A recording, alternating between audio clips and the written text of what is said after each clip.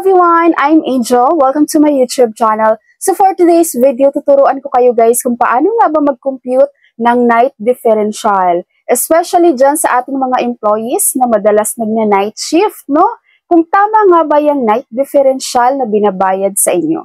Siyempre, dapat alam nyo guys kung paano mag-compute ng night differential para hindi kayo mabudol ng inyong payroll or ng inyong company, di ba?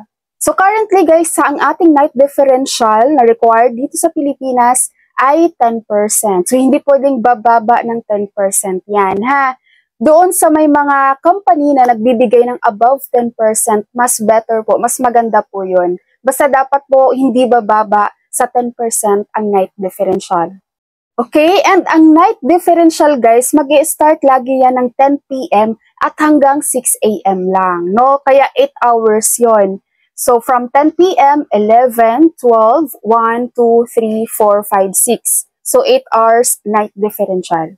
Kung mabubuo nyo tong 8 hours, guys, ha? Basta, lagi nyo tandaan, kung nag-time in kayo ng 10 PM, tapos hanggang 6 AM ang duty nyo, so meron kayong 8 hours na night differential. Ngayon, kung lumagpas kayo ng 6 AM, guys, sabihin nyo hanggang 10 AM kayo, hindi po pwede. Hanggang 6 AM lang talaga ang bilang ng night differential, okay? Okay, so eyes on screen guys. For example, dito sa aking computation, ang ilalagay kong schedule is 10 PM to 6 AM para saktong 8 hours, no? And then, ang daily rate guys, magbe-base ako sa minimum dito sa NCR, which is 610 pesos, no? So, for example here, ang kukumputa natin ng night differential is ordinary day lang, no? So, ang formula niyan, hourly rate times 10% times 8 hours. So, ang hourly rate, ang per hour ng 610 is 76.25.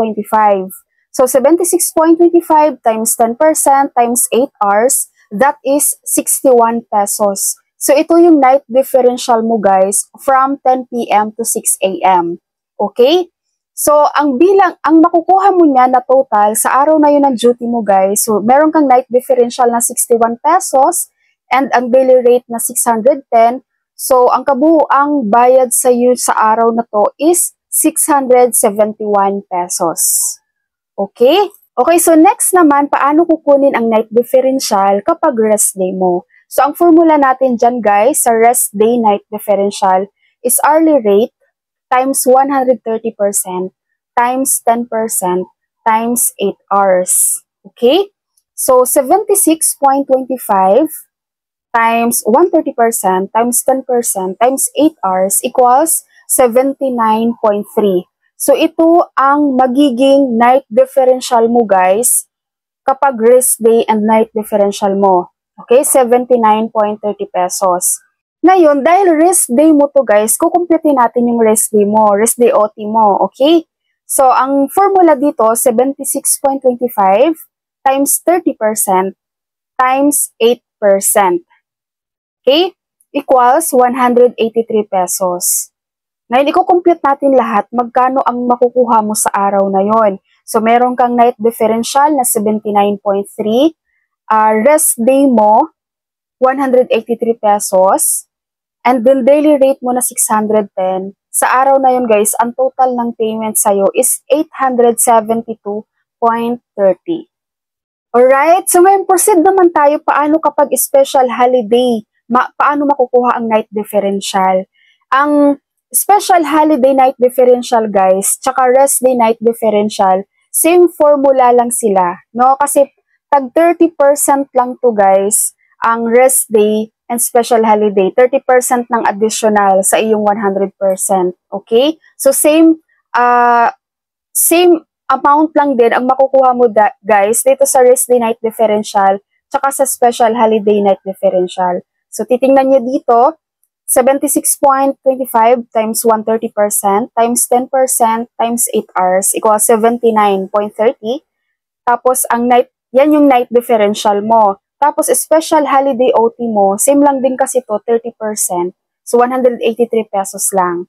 Plus your daily rate na 610. Ang makukuha mo sa special holiday night differential is 872.30. Okay? So, balikan nyo guys, yung kaninang computation natin ng rest day night differential, same lang sila ng amount.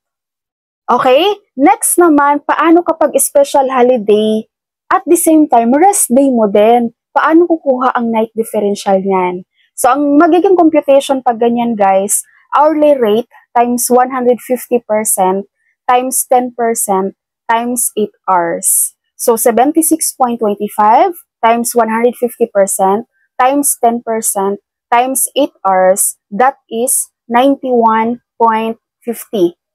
Okay? So, yan ang bayad sa'yo na night differential on your special holiday at the same time, it's your rest day. Okay? So, night differential mo, 91.50. Ngayon, kukunin naman natin guys ang bayad sa special holiday and rest day OT mo. No? So, ang computation dito guys, 50% to, okay? So, ang computation dito guys, 76.25 times 50% times 8 hours. So, that is 305.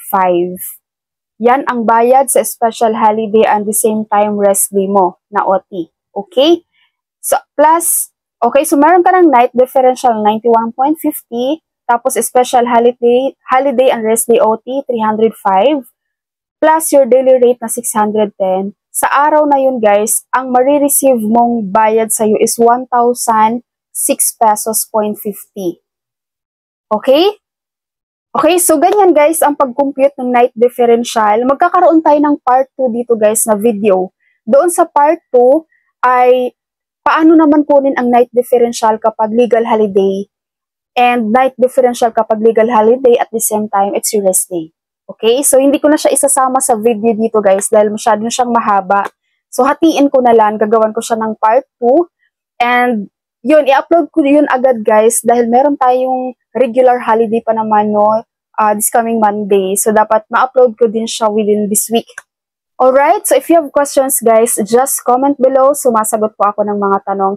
Keep tuned in dito sa aking YouTube channel. Marami tayong mga tutorial videos na madali nyo lang sundan. And just in case meron kayong request, tutorial na pwede kong gawin ng video, yes, i-comment mo lang guys. Okay, so that's it for my video for today. Thank you so much for watching everyone. God bless you all.